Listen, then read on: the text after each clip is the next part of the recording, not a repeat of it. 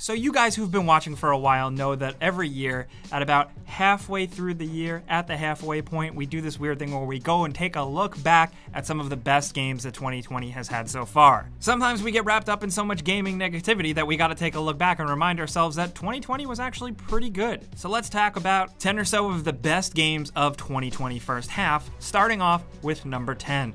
Maneater. Yeah, you probably knew we were gonna pick this game. It might seem out of left field, but we've been talking about it quite a bit, and thankfully it lived up to our weird expectations of it being essentially an open world shark action RPG. Manhunter is a ton of fun, and we think that there needs to be more games like this. Yes, it's not super long. Yes, it can be a little repetitive, but it's creative, it's cool, it's fun, it doesn't take itself too seriously, but they actually put the work in to make it satisfying to play. It's got great, hilarious narration, it's got a ton of environmental and enemy variety, especially as you travel through different areas of water and grow your shark from a little tiny baby into this killer, behemoth, nasty, prehistoric killer. All of the while kind of customizing your shark with different abilities and evolving it. It's really fun. It sounds weird, but we think people should give it a try, especially because you can even hop on land and munch on people. Like, what's better than that? That's a good shark game if you ask me.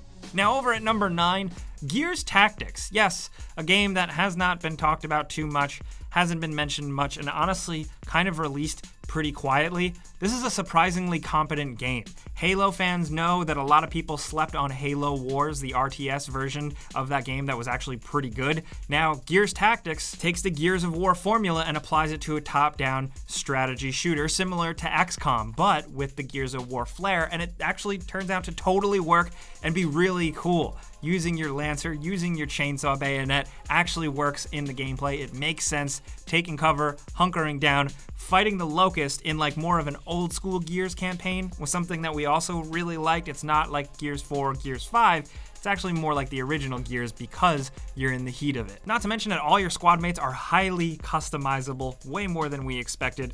It's a pretty good time. It's not perfect. It's got some issues here and there, but like of the bigger tier games that released this year, we really like this one. Now over at number 8, we have a Valve game. Can you believe it or not? A Half-Life game. Can you believe it or not? Half-Life Alyx is downright incredible. Yes, it does feel a little weird to put a VR game on this list where VR hasn't taken off as much as we were hoping. Still, a lot of us here do like VR, and we really loved Half-Life Alyx. In fact, we wish everyone could experience it because it's downright incredible. It serves as kind of like a prequel to Half-Life 2 with you playing as Alex Vance before Gordon shows up, but you're deep in City 17 and you get to see it with your own eyes. And not only that, even though the fact that you're not playing as Gordon Freeman, the Half-Life vibe, the Half-Life gameplay, the Half-Life feel, all of that is 100% here, and it made us as Half-Life fans very happy. Not to mention the story as well does some really, really cool things that you might want to check out if you have the capability. Again, we know not everyone can play this game, and that is a bummer,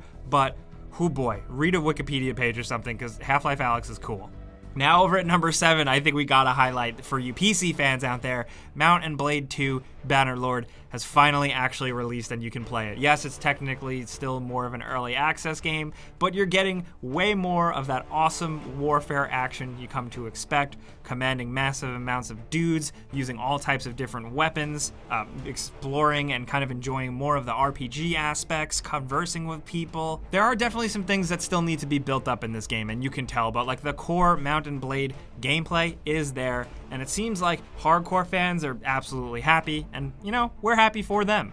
Next at number 6, we're including The Last of Us Part 2. Yes, nobody bribed us to do that, we just genuinely like the game. We don't like it quite as much as the first game, and we can definitely admit that there's a couple of problems in the story and the gameplay, but overall, we still found it very satisfying and lengthy to play through. This time, it's like an Ellie story, and she goes out for revenge in an incredibly bloody, violent game filled with all of like that brutal kind of survival horror aspects that The Last of Us brings, with bigger environments, incredible graphics, and honestly just some really, really great performances by the voice actors and motion capture actors. Some people were let down, we were not. Agree to disagree, but let's move on. Over at number 5 and talk about Ori and the Will of the Wisps, another surprise game that not enough people are talking about. Once again, I sound like I'm repeating myself, but seriously, Ori and the Will of the Wisps is a follow-up to Ori and the Blind Forest, and it's better in every way. It's downright incredible, from the way you progress, to the abilities you gain, to the way you traverse the environments, to the way the actual environments themselves look like pure concept art come to life. It's great. It really is something else you need to experience, either on an Xbox or on a PC. We played it on PC and we loved it there. The music, the environment, the atmosphere, the touching but simple story will get you, but the gameplay will keep you there for the long haul, and I think that's important. Now, over at number 4, if we're talking about gameplay, Call of Duty Warzone was another surprise this year.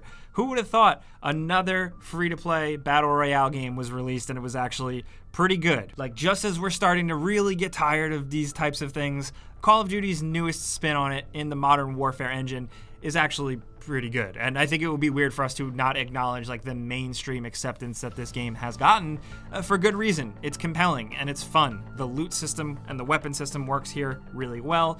The levels and just kind of the design of the environment, we kind of just enjoy it a bit more than Blackout, but of course everybody feels differently. Just generally, we really liked Modern Warfare, especially from a single player perspective, and we really liked their spin on the whole drop in and shoot a bunch of dudes and survive till the end thing. Now, down to number 3, we have the Final Fantasy VII Remake. What a dream come true this game is. After so many years of anticipation and just delays and not knowing what's going on, we finally got the game that we were all hoping for, at least the first part of it. Yes, this game does focus specifically only on the early sections of the original game, but they take the time to really expand it, grow it out, give more fan service, give more lore, give more background, and just create more living, breathing, and convincing worlds. It almost strengthens the story of the original game because now you can like really understand the people that live here and what's going on. Of course, thanks to also some incredibly detailed graphics that just really sell it, especially with all the main characters you're playing as. But also just the fact that the story goes some places, dude. It does some things that are very interesting and it plays with fan expectations in a way that we thought was pretty fun, to say the very least, but not to mention it's also just a good, solid JRPG. The action is fun, even though it is a little more action-oriented, it does hold up. Upgrading your characters is satisfying, and all of that is just a good time. For a lot of people, this is the first way they're going to experience Final Fantasy VII, and you know, we think that's pretty good. I think this is a good first way to experience the beloved original classic, but it's even better if you love the original and now you're playing this one. Who knows how long we're going to have to wait for the sequel to this to kind of wrap things up, you know, the second half? I don't know, but we are definitely happily going to be waiting for it. Now down to number 2, we have Animal Crossing: New Horizons, a game that really took the world by storm. Of course, while many people were shut inside their homes due to unforeseen and uncertain circumstances, there was a game that released just at the right time, and it was pretty much there to comfort everyone, and it was Animal Crossing, baby, which has always been a great series, but New Horizons really blows it out of the water. It's more social, it's more detailed, it's more customizable, it's more compelling, it's more ongoing. It looks better, it's a little more engaging. Basically, everything you could want from an Animal Crossing sequel, they didn't screw it up. And props to Nintendo, because they really could have. I know that sounds kind of jaded, but this is easily the best thing that Nintendo put out this year, and we're really happy it exists, and we're also really happy that it's continuing to be fun and exciting. They just announced that they're adding swimming to the game. That's crazy, dude. Still, we know that it is very much like a chill, relaxing, weird, grindy type of game that isn't for everyone, but I think just the actual cultural impact this game has made this year is really worth highlighting and celebrating, man.